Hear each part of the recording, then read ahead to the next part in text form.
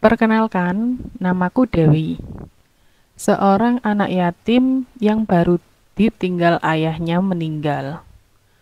Sebenarnya, aku masih berstatus seorang mahasiswi semester akhir. Namun, karena aku harus menjadi tulang punggung untuk menghidupi ibuku yang sakit-sakitan dan adikku yang masih sekolah kelas 6 SD, aku harus berhenti kuliah dan memutuskan untuk bekerja di sebuah rumah makan menjadi seorang pelayan. Sebenarnya gajiku jauh dari kata cukup, hanya 2,5 juta per bulan. Dengan rumah yang masih menyicil sebesar 950.000 per bulan. Seringkali membuatku ingin menyerah menghadapi hidup. Hanya saja wajah ibu dan adik laki-lakiku selalu bisa membuatku semangat, meski harus disertai dengan tangis di setiap harinya. Sebenarnya aku bisa saja memilih jalan pintas dengan misalnya aku menikah karena aku lumayan cantik, dengan badan yang bagus serta berkulit putih. Tidak jarang laki-laki ingin mendekatiku, termasuk bos di tempatku bekerja. Hanya saja hati ini masih belum terbuka. Entah karena belum ingin menjalin komitmen, atau memang belum ada seseorang yang menemukan kuncinya, semakin hari keadaan kami semakin memburuk. Kondisi ibu semakin sakit-sakitan, sedangkan aku tidak memiliki tabungan. Ya, bagaimana bisa memiliki tabungan? Sedangkan agar bisa cukup makan 1 bulan saja, sudah susah sekali untuk mengaturnya. Ditambah lagi, obat yang harus ditebus di apotik di setiap bulannya untuk ibu lumayan mahal. Bahkan, tidak jarang aku berhutang ke teman kerjaku untuk memenuhi kebutuhan bulanan kami. Sedangkan adikku masih terlalu kecil untuk diberi beban seberat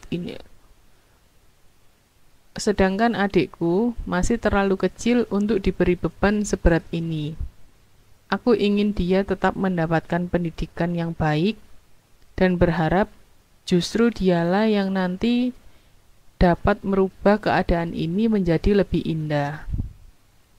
Awalnya memang terasa berat, bahkan sangat berat rasanya.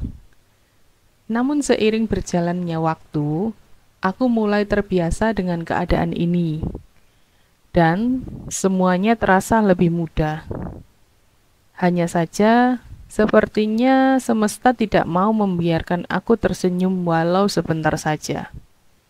Hingga pada akhirnya keadaan benar mengujiku.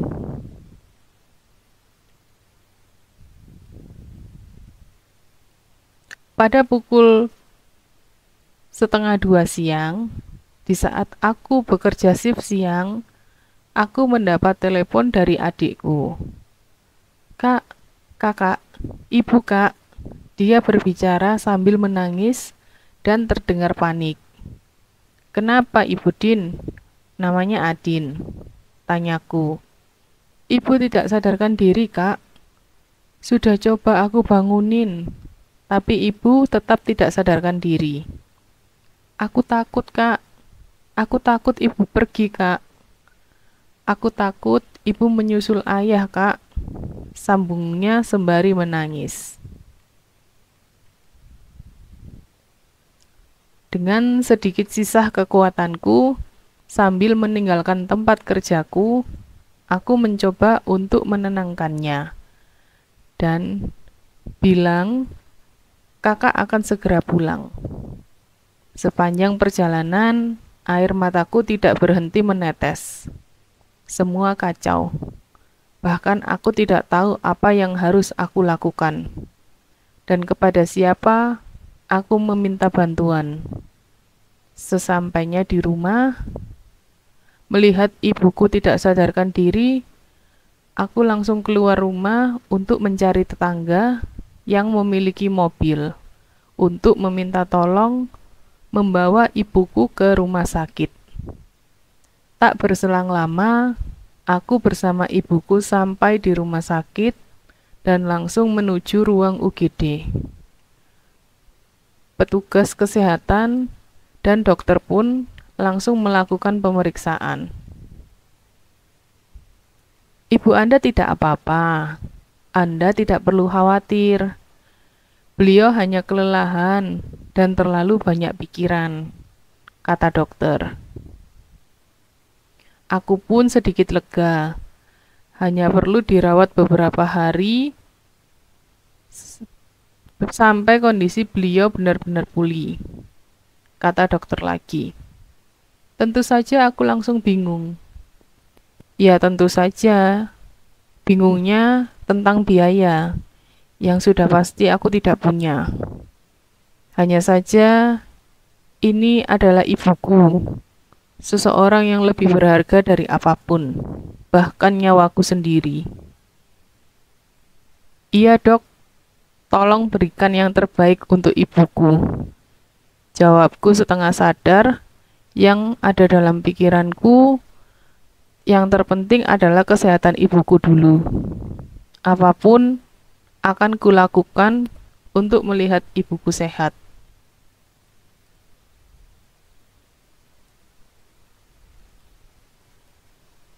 Setelah mengantar ibuku ke ruang rawat inap, aku langsung ke apotek rumah sakit untuk menebus obat yang diperlukan untuk ibuku.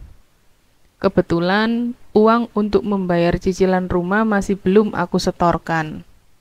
Jadi, bisa dipakai dulu. Sekarang tinggal mencari uang untuk biaya ruangan tempat ibuku dirawat. Dan tentu saja, uang untuk membayar cicilan rumah yang sebentar lagi jatuh tempo juga harus aku usahakan karena uangnya sudah aku pakai untuk menebus obat.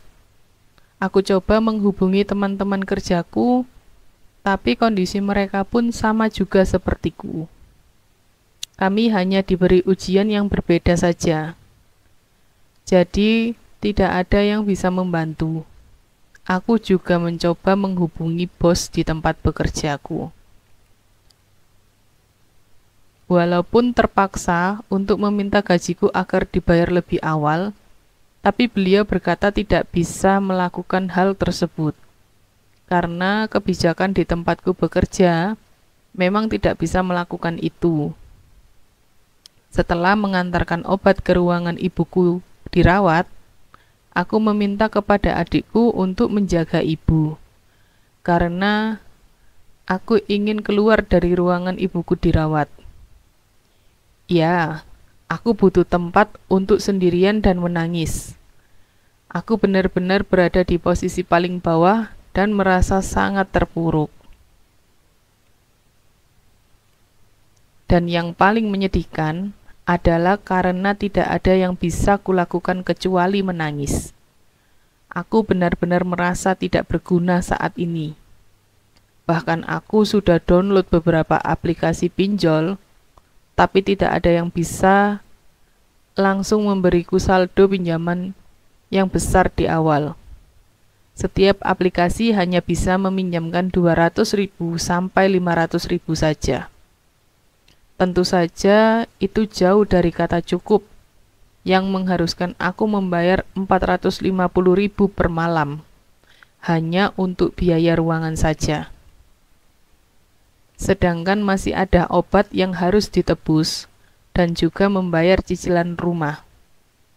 Namun tiba-tiba handphoneku berbunyi.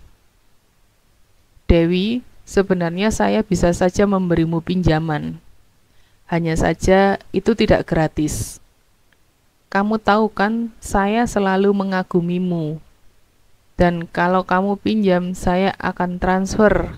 Tapi kamu harus mau menemenin saya ke Hotmail Besok sore. Isi chat dari bos tempatku bekerja. Membaca pesanannya saja sudah membuatku mual, apalagi harus melayaninya. Dan kalau dipikir-pikir, sungguh kejam sekali dia memanfaatkan keadaan dengan meminta hal seperti itu di tengah keterpurukanku dalam keadaan. Aku tidak balas chat tersebut karena aku tidak mau menuruti keinginannya. Ditambah lagi aku masih BWN. Sedikit gambaran tentang bosku. Dia pria berusia hampir 55 tahun. Berbadan gendut, masih mempunyai istri dan 3 orang anak. Tapi isi chat dari bosku kuanggap membawa hikmah, walaupun ini sebenarnya bukan hal yang baik atau bahkan bisa dibilang hal yang sangat buruk. Aku berpikir untuk menjual yang ada. Aku kepikiran untuk oven bow. Setidaknya aku bisa memilih dengan siapa aku akan berhubungan atau berinteraksi dan tidak perlu berhutang. Itulah yang terlintas dalam otakku saat ini.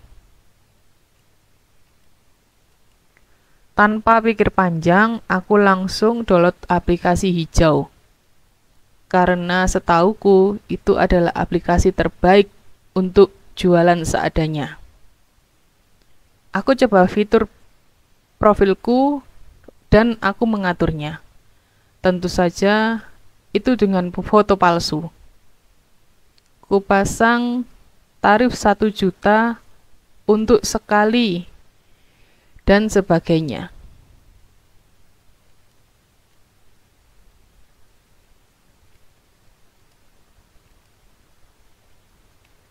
Tidak perlu waktu lama, handphoneku mulai berbunyi dan tentu saja dari aplikasi hijau tersebut yang baru saja aku gunakan ini. Berapaan, Mbak? Di mana? Bisa lihat foto realnya nggak? Umurnya berapa?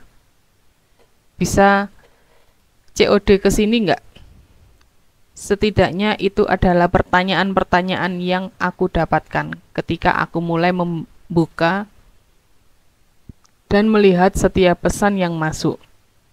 Jantungku berdebar kencang dan tubuhku seperti terasa meriang. Tentu saja karena ini baru pertama kali kulakukan. Ada rasa malu sama diri sendiri. Ada rasa takut. Takut ada yang tahu tentang apa yang kulakukan saat ini. Hanya saja ketika ingat ibuku yang terbaring sakit, semua rasa yang mengganggu itu hilang seketika. Perlahan, satu persatu aku balas chat dari aplikasi tersebut. Aku selalu minta tarif 1 juta. Setiap kali COD. Tapi entah kenapa tidak ada yang bersedia membayarku segitu. Bahkan mereka menawar cuma 300 saja. Ya tentu saja aku tolak mentah-mentah. Hingga pukul 19.30 masih belum ada satupun yang berani membayar dengan harga segitu.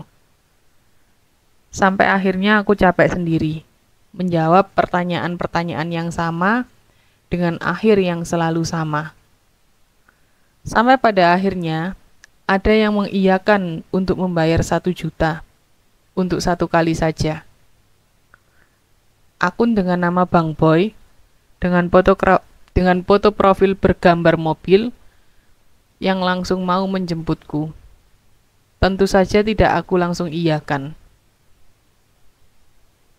Aku minta dia mengirim foto aslinya dulu, untuk memastikan dia bukan orang yang kukenal, dan tentu saja lebih ganteng dari bosku.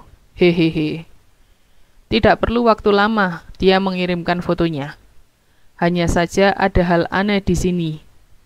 Dia muda, tinggi, putih, badan dan penampilannya bagus. Mungkin itu sedikit gambaran tentang Bang Boy ini. Sontak saja itu membuatku bertanya, kalau kamu itu beneran kamu, kenapa harus Bo? Bukankah kamu bisa dengan mudah mencari yang kamu inginkan? Kalau tidak mau ya sudah, jawaban singkat darinya. Aku bisa mencari yang lain dan lebih murah, jawabnya lagi. Jangan, jawabku spontan. Kemudian aku kirimkan lokasi penjemputanku. Harus cantik dan pakai baju yang enak dilihat buat ke mall ya, katanya. Namun tidak kupedulikan, karena di sini aku tidak bisa ganti baju. Lagi pula buat apa ganti baju? Yang dia butuhkan kan cuma aku, ucap hatiku setelah menunggu sekitar hampir 20 menit. Akhirnya dia datang menghampiriku, yang memang sudah menunggunya di pinggir jalan, di depan rumah sakit. Dia menelponku dan memastikan itu adalah aku. Setelah itu dia keluar dari mobil sambil mengerutkan keningnya. Kok kayak gini? Kan aku sudah minta supaya make up yang cantik dan pakai baju yang bagus, protesnya. Sedangkan aku cuma bisa minta maaf dan kujelaskan bahwa aku tidak sempat untuk ganti baju.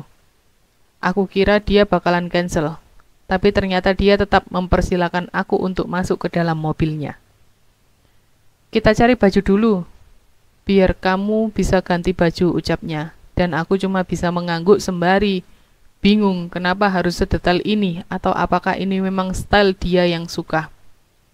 Dengan make up dulu dan pakai baju serba bagus.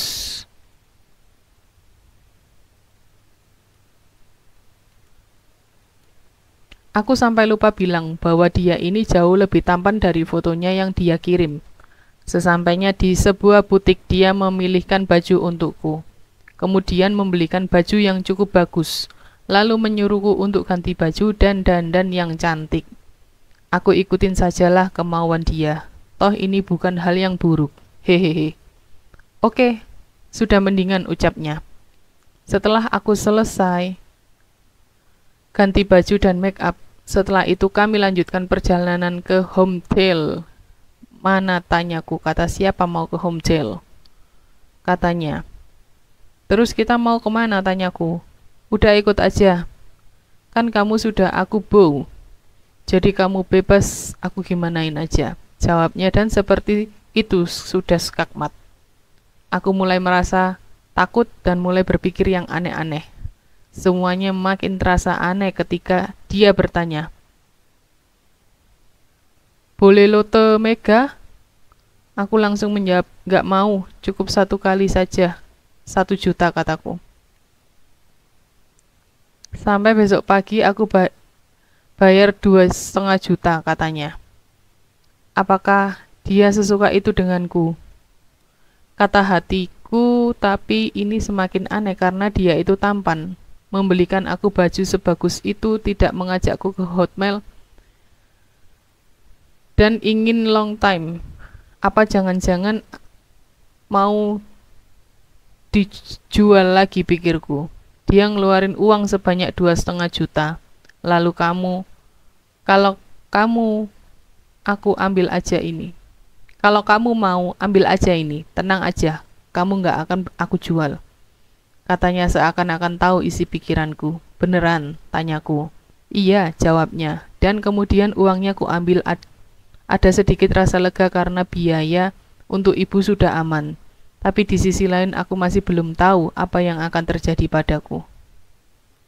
Kemudian kami sampai di sebuah mall dan dia mengajakku ikut masuk dengannya menuju sebuah tempat makan, dan di sana sudah ada 2 orang pria seperti sudah menunggunya.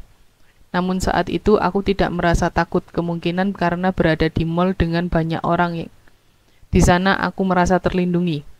Aku duduk di sebelahnya dan dia terlihat sibuk berbicara dengan 2 orang kenalannya tersebut, seperti membahas masalah bisnis atau pekerjaan. Setelah selesai, kemudian mereka berpisah dan mengajakku untuk menonton bioskop. Katanya lagi ada film yang dia suka sedang tayang. Aku mulai berpikir,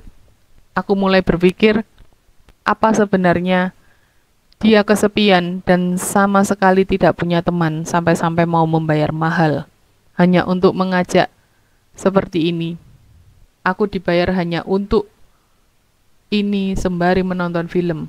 Udah ikutin aja, kan aku sudah bayar. Lagi-lagi dia berkata seperti itu. Setelah dari bioskop kami berjalan ke arah parkiran dan setelah masuk ke dalam mobil dia berkata, setelah ini kita ke hotel. Udah siap? Tanyanya. Iya, jawabku. Namun entah kenapa, ketika mulut ini berkata iya, aku malah meneteskan air mata. Woi, katanya sebuah pertanyaan singkat. Yang dia ucapkan ketika dalam perjalanan melihatku sedang menangis. Nggak apa-apa, jawabku sambil terseduh. Ada yang salah dariku. Atau karena aku jelek ya, ucapnya lagi seolah-olah ingin bercanda. Sayangnya itu tidak terdengar lucu bagiku. Jalan aja, aku nggak apa-apa, jawabku lagi. Kalau kamu niat mau batalin, aku masih bisa terima tawarannya. Jangan, aku sangat butuh uang ini. Spontan kata itu keluar dari mulutku. Tentu saja aku tidak mau batalin karena ini harapanku satu-satunya untuk ibu. Agar bisa melanjutkan perawatan di rumah sakit. Bolehkah kita ke rumah sakit tempat kamu tadi menjemput aku? Aku mau ketemu adikku dulu. Permintaanku lagi. Ada masalah apa? Dia bertanya lagi seolah-olah dia peduli. Gak apa-apa, kataku ketus. Aku tahu kok kamu lagi ada masalah. Kamu gak ada masalah, gak mungkin kamu pasang semahal itu, katanya lagi. Aku cuma diam sambil memalingkan wajah ke arah jendela mobil. Kalau nggak mau cerita ya sudah nggak apa-apa. Tapi asal kamu tahu, kenapa aku booking kamu, itu karena aku niat mau bantuin kamu. Sekali lagi, sok peduli. Aku masih diam bingung, jawab apa dan bingung dengan apa yang dia maksud. Aku menelpon adikku, menanyakan kabar ibuku dan memintanya untuk menungguku di depan rumah sakit. Setelah sampai di rumah sakit, aku mengajak adikku ke resepsionis untuk melakukan pembayaran ruang rawat inap, tempat ibuku dirawat, dan menyerahkan sisa-sisa uang yang ada ke adikku untuk jaga-jaga siapa tahu butuh beli sesuatu.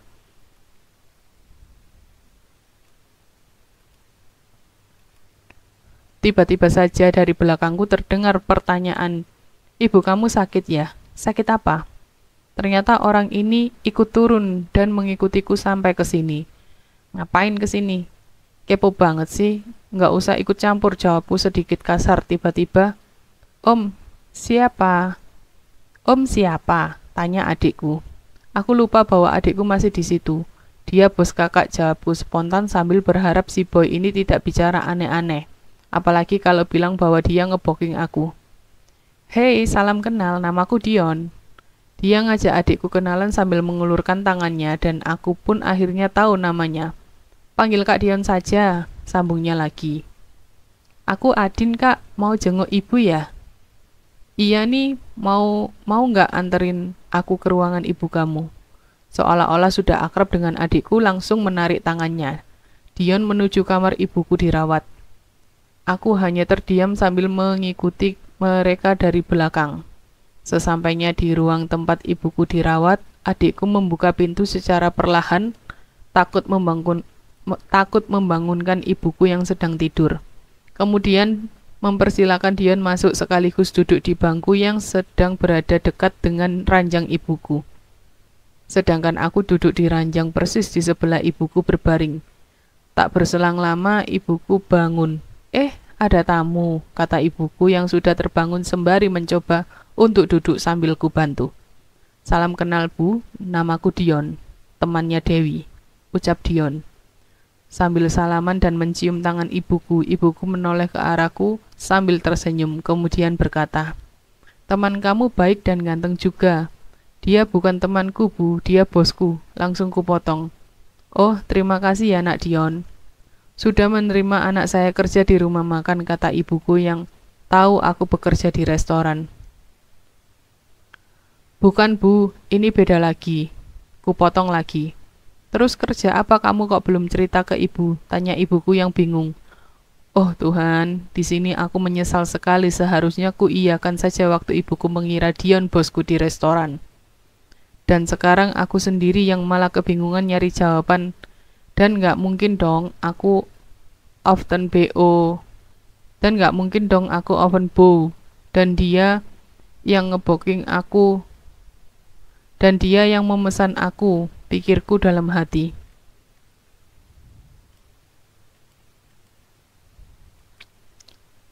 Dela dia aku rekrut untuk bekerja part-time Bu, ngebantuin aku ngerjain laporan, jadi tetap bisa bekerja di restoran Bu. Boleh kan Bu, kata Dion yang mencoba ngebantu aku. Kalau ibu terserah Dela aja, kalau Dela sanggup dan tidak membuatnya kelelahan apalagi sampai sakit, ya silahkan, kata ibuku menanggapi serius. Setelah mereka berdua, Dion dan ibuku mengobrol banyak hal tentang penyakit yang diderita ibuku, tentang pekerjaan Dion, dan lain-lain sampai akhirnya, ya udah Bu, aku mau pamit dulu ya, semoga ibu cepat sembuh. Dela, aku pamit dulu ya, untuk pekerjaan biar nggak usah dikerjakan dulu, jagain ibu kamu dulu saja. Adin, Kak Dion pamit ya, jangan lupa bantuin kakak jagain ibu. Kemudian Dion berjalan ke arah pintu dan meninggalkan kami. Aku hanya bisa mengerutkan dahi sembari berpikir, apa yang harus aku lakukan? Soalnya duitnya kan sudah aku ambil dan jangan-jangan ini cara Tuhan buat ngebantu aku, kataku dalam hati, agar aku tidak berpikir macam-macam. Tapi ya sudahlah, yang penting semuanya sudah beres. Biaya rumah sakit ibuku sudah aku bayar. Cicilan rumah bulan ini sudah aku bayar juga. Lagi pula aku sudah pasrah kalau Dion gak datang lagi ya alhamdulillah. Tapi kalau datang lagi juga gak masalah. Kenapa? Pertanyaan dari ibuku melihat aku melamun. Gak apa-apa Bu, istirahat lagi aja. Kenapa nak? Pertanyaan dari ibuku yang melihat aku ngelamun. Nggak apa-apa Bu, ibu istirahat aja lagi, kataku sambil membantu ibuku rebahan, dan aku pun ikut tertidur di sebelah ibuku. Bersambung, jika teman-teman suka dengan ceritanya, jangan lupa like, komen, dan subscribe channel ini. Terima kasih.